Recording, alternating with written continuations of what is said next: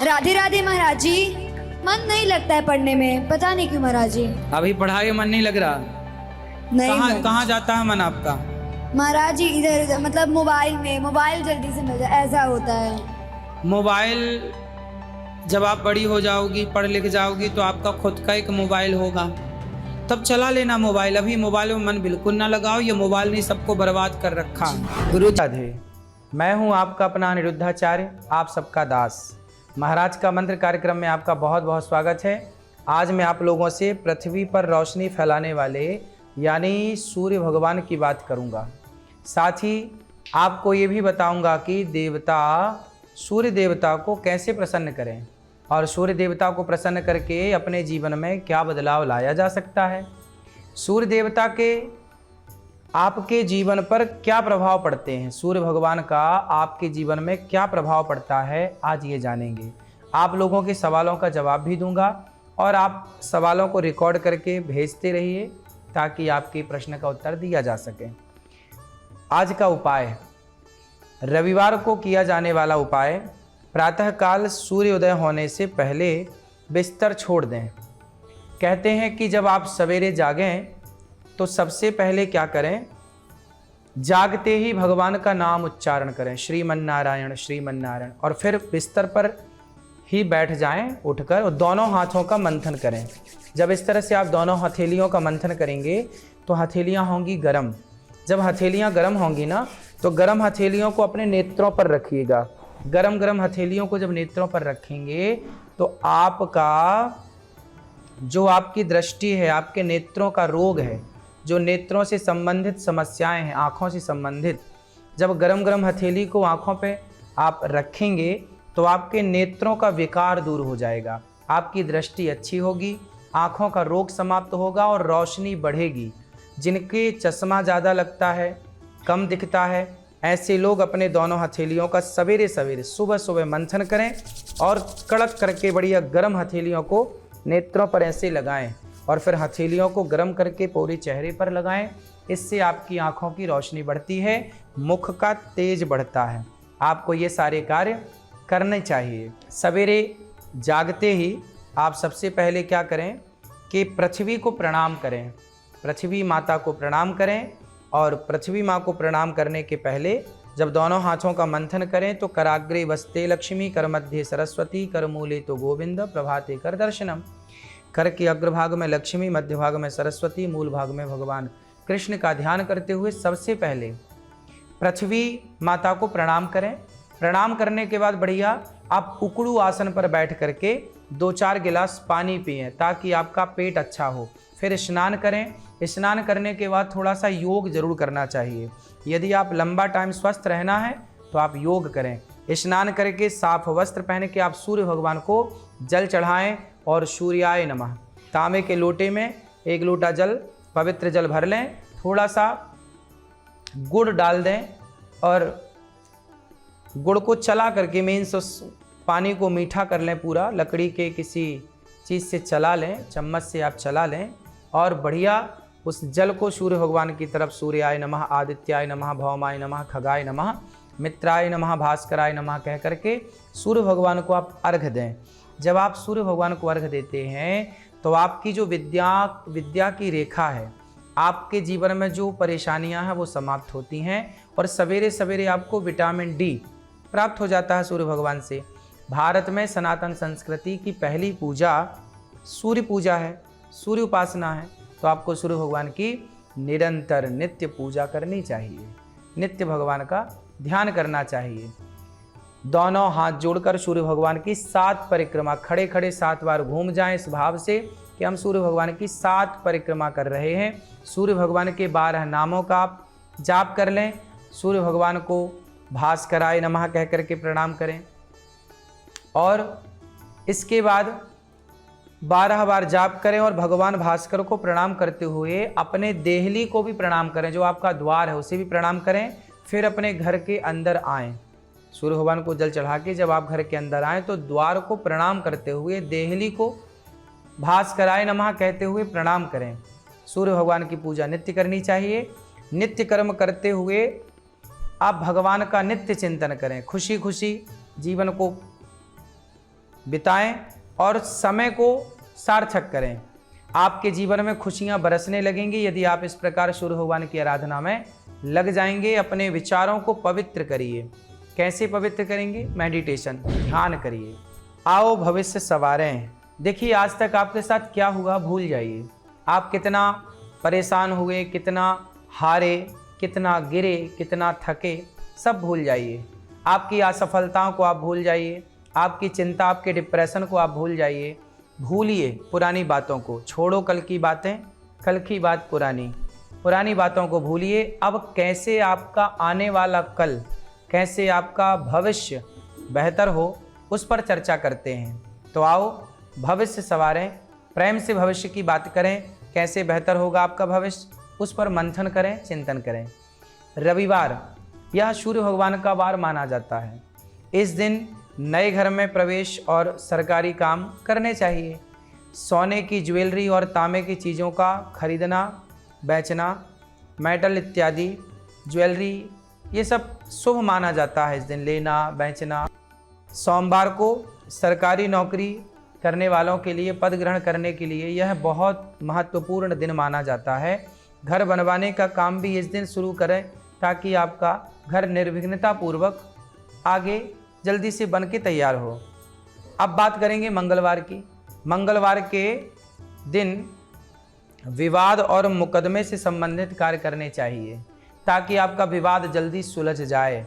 Medical से जुड़ने के लिए, मेडिकल से जुड़े हुए कार्य जो हैं इस दिन करना चाहिए ताकि आप जल्दी स्वस्थ हो जाएं। सारे काम सारे दिन कर सकते हैं, पर फिर भी आप विशेष काम को विशेष दिन से शुरू करेंगे तो आपको उसका पूरा लाभ प्राप्त होगा। बुधवार के दिन, इस दिन यात्रा करना, ब्रोकरेज पाना, प्लानिंग करना, ये सब बहुत आसान होता है। तो आप बुधवार के दिन ये सब काम करें। देखिए प्लानिंग तो आप कभी भी कर सकते हैं, पर जो बुधवार है उस दिन की गई प्लानिंग निश्चित आपको सफलताएं दिलाती हैं। तो शेयर मार्केट का काम, कारोबार का लेखा जोखा जैसे काम है पैसों का, ये सारे काम आप इस दिन स्टार्ट कर सकते हैं। करें तो कभी भी, पर ये विशेष दिन है। गुरुवार के दिन बृहस्पति देव के इस दिन यात्रा, धार्मिक कार्य और बैंक के काम जरूर करने चाहिए। इस दिन कपड़े और ज्वेलरी खरीदना चाहिए और सरकारी काम यदि कोई रुका है तो उस काम को आगे बढ़ाने के लिए आप ये शुभ दिन मान करके कर सकते हैं। शुक्रवार के दिन यह गृह प्रवेश, आटे का काम, कन्यादान करने का महत्व होता है। इस दिन यदि बेटी का विवाह हो रहा और आप कन्यादान कर रहे हैं तो उसकी विशेष महिमा होती है। तो ब्यूटी से जुड़ा कारोबार या फिर ब्यूटी ट्रीटमेंट आप इस दिन ले सकते हैं या दे सकते हैं। मतलब इस दिन से आप काम की शुरुआत कर सकते हैं। इन कामों को इन दिनों में शुरू करेंगे तो उसका लाभ आपको ज़्यादा होगा। शनिवार के दिन मकान बनाना, टेक्नोलॉजी, टेक्निकल काम, गृह प्रवेश जैसे काम करें। प्लास्टिक, लकड़ी, सीमेंट, तेल, पेट्रोल खरीदना और कहीं डिबेट के लिए इस दिन जाएं तो आप सफल होकर के लौटते हैं।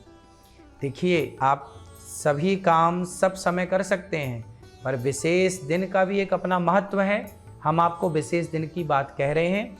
आप कोई भी काम, शुरुआत अच्छे काम कभी से भी करें, सारे दिन अच्छे हैं, पर विशेष आप सफलताएं चाहते हैं, उसमें विशेष प्रोग्रेस चाहते हैं तो आप इन दिनों को चयन करें।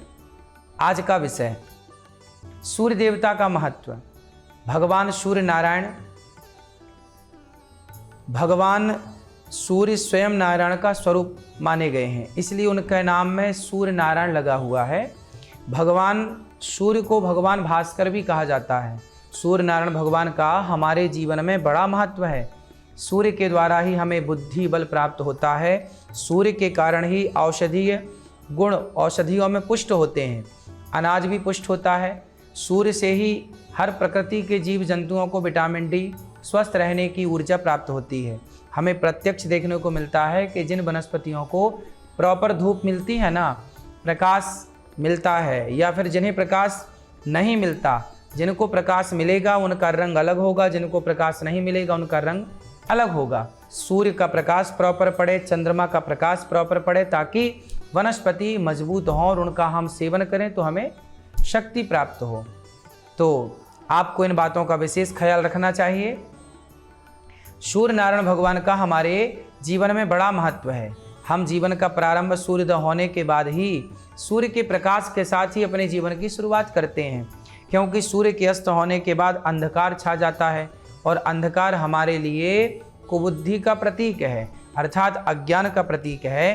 प्रकाश हमारे तेज को, बुद्धि को बढ़ाने वाला है और बुद्धि का प्रतीक है, अर्थात सूर्य के प्रकाश से प्रकाशित होकर हमारी बुद्धि या मनुष्य की बुद्धि जो काम करती है ना, बिंदास काम करती है। इसलिए सूर्योदय, दिन कहते हैं ना, दिन हो फिर काम करें, सुबह काम करेंगे। सूर्य के प्रकाश, नई एनर्जी के साथ जो हम काम करते हैं वह काम हमें कई गुना सफल बनाता है। तो सूर्य का प्रकाश हमारे लिए पॉजिटिविटी से भरा हुआ प्रकाश होता है। इसलिए हमें इस दिन अर्थात सूर्य भगवान के प्रकाश के साथ कोई भी दिन हो, आप एक अच्छे काम की शुरुआत कर सकते हैं। सूर्यास्त होने के बाद यह बुद्धि स्वतः थक ही जाती है, हार जाना, काम बंद कर देना और हम विश्राम की ओर भी चले जाते हैं। इसका तात्पर्य यह हुआ कि संपूर्ण ऊर्जा, कहते हैं सूर्यास्त के बाद भोजन भी नहीं करना चाहिए, क्योंकि हमारी जठराग्नि भी मंद पड़ जाती है। इसलिए रात्रि सूर्यास्त के बाद भोजन ना करें तो आप अच्छा है। तो जीवन का प्रारंभ करते हुए ऊर्जा के साथ हम व्यापार का भी प्रारंभ करते हैं। जिस ऊर्जा के माध्यम से हम अपने दैनिक क्रियाओं को करते हैं, संपूर्ण ऊर्जाएं हमें सूर्य भगवान से ही प्राप्त होती हैं। सूर्य भगवान हनुमान जी के गुरु हैं। अब सोचिए कि हनुमान जी कितने बुद्धिमान हैं। ज्ञानी नामाग्र गण्यम, परम बुद्धिमान श्री हनुमान जी हैं। और हनुमान जी के गुरु कौन हैं? सूर्य भगवान। हनुमान जी सूर्य भगवान से ही शिक्षा पाए हैं, सूर्य भगवान से ही हनुमान जी ने सीखा है। तो आप भी सूर्य भगवान से बहुत कुछ सीख सकते हैं। सूर्य भगवान हमें, दत्तात्रेय जी ने जो 24 गुरु बनाए उनमें एक गुरु सूर्य को बनाया। सूर्य अग्नि का स्वरूप माना गया है, सूर्य तेज से भरे हुए हैं, सूर्य का प्रकाश सब पर प्रॉपर पड़ता है। सूर्य भगवान ये भेद नहीं करते कि हम तुझे प्रकाश देंगे, तुझे प्रकाश नहीं देंगे। इसी तरह सूर्य भगवान से हमें शिक्षा लेनी चाहिए कि हम भी सब पर करुणा की दृष्टि रखें, भेदभाव ना करें, ऊंच नीच को मिटाएं, जातवाद को मिटाएं और सूर्य भगवान का प्रकाश जैसे सब पर बराबर पड़ता है, हम भी सबसे बराबर प्रेम करें, बराबर सम्मान दें, छोटे बड़े का भेद मिटाएं और सूर्य भगवान की तरह सबके लिए अपने दिल खोल करके रखें। ये हमारे देवता हम सबको प्रेरित करते हैं कि आज भेदभाव की संकीर्णता में हम बंधते चले जा रहे हैं, जातवाद की संकीर्णता में हम बंधते चले जा रहे हैं। तो आपको सूर्य भगवान से, देवताओं से सीखना चाहिए कि देवता किस तरह से अपना कार्य करते हैं। जैसे नदियां हैं, सबके लिए पानी है, जैसे अग्नि है, सबके लिए वो तेज लेके चलती है, उसी तरह हमारा भी सबके लिए भाव भरपूर होना चाहिए, सब पर करुणा की, कृपा की दृष्टि सबके लिए होनी चाहिए। तो मनुष्य के जीवन में सूर्य भगवान का बहुत बड़ा योगदान है। इसलिए हमें नित्य सूर्य भगवान को अर्घ्य देना चाहिए, क्योंकि हमारे सारे कार्य सूर्य भगवान के द्वारा ही संपन्न होते हैं, उनकी कृपा से संपन्न होते हैं। राधे राधे। आज का समाधान, सूर्य देवता को प्रसन्न कैसे करें, सूर्य नारायण भगवान को प्रसन्न करने के उपाय क्या हैं, हमने पहले ही बताए हैं कि वह उपाय सूर्य भगवान, सूर्य नारायण को प्रसन्न करने के लिए सूर्य भगवान को प्रणाम करते हुए और प्राणायाम इत्यादि के द्वारा ध्यान लगाएं भगवान का, भगवान सूर्य का ध्यान करते हुए उनको प्रसन्न करने के लिए ध्यान के द्वारा उनका चिंतन करते हुए, उनमें समर्पण करते हुए आप कर सकते हैं। सूर्य नारायण भगवान, भगवान राम के ही वंशज हैं। भगवान राम सूर्य वंश में प्रकट हुए, तो राम की आप उपासना कर सकते हैं सूर्य को प्रसन्न करने के लिए। आज का वार्तालाप, गोपालगंज से श्रवण कुमार जी का सवाल है कि मेरे घर में कुछ महीने में 2 अप्रिय घटना हो चुकी हैं। कई पंडितों को दिखाया, कोई कहता है कि घर के देवी देवता गड़बड़ हैं, कोई कहता है किसी ने कुछ करा दिया है, कोई उपाय बताएं। देखिए, कोई कुछ करा दिया है, जो भगवान की शरण में है ना, उनका कोई कुछ नहीं करा सकता। भगवान सदा उन्हें स्वस्थ रखते हैं। आपने कहा कि 2 अप्रिय घटना हो गई हैं, घटनाएं क्यों हुई हैं, उनको सुधार किया जाए कि वो घटनाएं दोबारा ना हो। साथ ही आप नारायण कवच का पाठ करिए। सूर्य नारायण भगवान की बात है ना, तो सूर्य भगवान प्रसन्न होते हैं नारायण कवच से, और नारायण कवच से भगवान श्रीमन नारायण प्रसन्न होते हैं। यदि आप नित्य नारायण कवच, एक छोटी सी पुस्तिका आती है, पुस्तिका खरीद लें, और नारायण कवच संस्कृत ना आवे तो हिंदी उसमें अनुवाद है, हिंदी से पाठ करें। नारायण कवच का पाठ करने से आपके जीवन में जो बार बार संकट की स्थितियां उत्पन्न हो रही हैं, अप्रिय घटना हो रही हैं, वह समाप्त हो जाएंगी। तो आप नारायण कवच का पाठ कर सकते हैं। ज्योतिष शास्त्र के अनुसार एक योग होता है। देखिए, कुछ चीज़ें होनी तो होके रहे, अनहोनी ना हो, जो होना है वो होके रहेगा, फिर भी हम सावधानी से कुछ चीज़ों को बचा लेते हैं। भगवान की कृपा से कुछ टाला भी जा सकता है। मन लगा के अपने जब कार्य को करेंगे तो हमें सूर्य भगवान की कृपा, देवताओं की कृपा प्राप्त होती है, और भगवान की कृपा कभी हमारा अनिष्ट नहीं करती, अर्थात गलत नहीं करती, हमारे साथ सदा अच्छा ही अच्छा होता है। तो ये भगवान की बड़ी कृपा है कि आपके साथ अच्छा हो, आप सुखी रहें, स्वस्थ रहें, यही आपके लिए मंगल कामना है। और भगवान का चिंतन करेंगे तो निश्चित आपके जीवन में अप्रिय घटनाएं नहीं होंगी। आज के देवी देवता में बात करेंगे भगवान सूर्य की। सूर्य भगवान हनुमान जी के भी गुरु हैं, तो आप उन्हें गुरु भाव से देखें, गुरु भाव से प्रणाम करें। सूर्य भगवान के साथ परिक्रमाएं खड़े होकर 7 बार घूम जाएं, और सूर्य भगवान की उपासना आराधना, हमारे यहाँ जैसे छठ पर्व मनाया जाता है, छठ पर्व में सूर्य भगवान की ही तो उपासना है। दानवीर कर्ण जो हुए हैं सूर्य पुत्र हैं, और उन्होंने सूर्य भगवान की उपासना की। सूर्य भगवान की उपासना के कारण वो इतने बलशाली हुए, वो दानवीर भी कहलाए। कहते हैं जब आप कुछ दान करते हैं, कोई भला काम करते हैं, किसी की मदद करते हैं, तो सूर्य भगवान उसके साक्षी बनते हैं, और आप सूर्य भगवान की कृपा प्राप्त करते हैं। जब आप किसी का भला करते हैं तो सूर्य भगवान बहुत प्रसन्न होते हैं।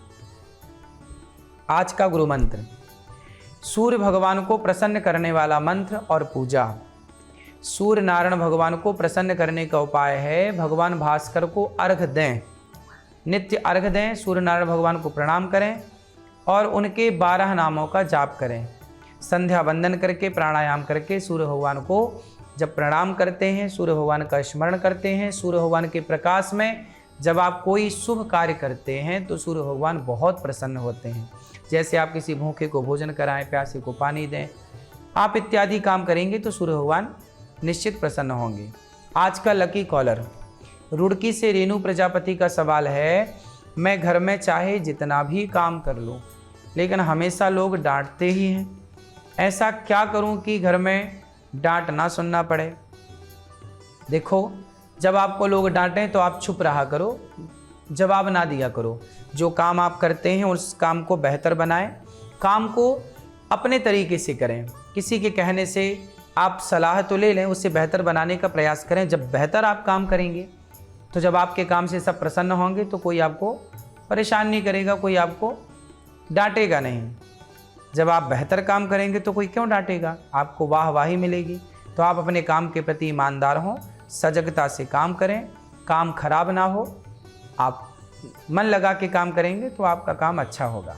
और कोई आपको डांटे तो आपके भले के लिए डांटता है। यदि आपकी माँ, आपके पिता, आपके परिवारीजन डांटते हैं तो बुरा नहीं मानना चाहिए, वो आपके भले के लिए, ताकि आपका काम के प्रति और रुझान बढ़े और आप सुंदर काम करें। इसलिए आपको अच्छे से काम करना चाहिए। लोग डांटते हैं इसकी परवाह नहीं करना चाहिए। कोई आपको डांटता है मतलब वो आपका भला चाहता है, इसलिए डांटता है। 17 तारीख का पंचांग, 17 नवंबर को द्वितीया तिथि है, जो 16 नवंबर की रात्रि 1:10 से प्रारंभ होकर 17 की रात्रि 11:27 तक चलेगी। इस दिन रोहिणी नक्षत्र है, जो रात्रि में 8:11 तक रहेगा। इस दिन शिव योग है, जो रात्रि में 11:48 तक रहेगा। तो तैतिल करण है, जो दिन में 1:18 तक रहेगा। आज से सौर मार्ग, शीर्ष मार्ग का प्रारंभ होगा। कल का विषय, कल सोमवार है, करेंगे भगवान शिव की बात। किस तरह भगवान शिव हर समय प्रसन्न रहते हैं और बड़े प्रेम से, अपने आनंद से अपने भक्तों पर कृपा वृष्टि बरसाते रहते हैं, कृपा दृष्टि बरसाते हैं। भगवान शिव से जुड़ेंगे कल। आप गौरी गोपाल भगवान से जुड़े रहें। गौरी गोपाल आश्रम की तमाम सेवाओं से जुड़कर आप भी अपने जीवन को कृतार्थ करें। बात करेंगे कल की भगवान शिव की। कल जरूर महाराज का मंत्र कार्यक्रम TV9 भारतवर्ष पर देखना ना भूलें। स्वस्थ रहें, सुखी रहें, अपना ख्याल रखें। राधे राधे।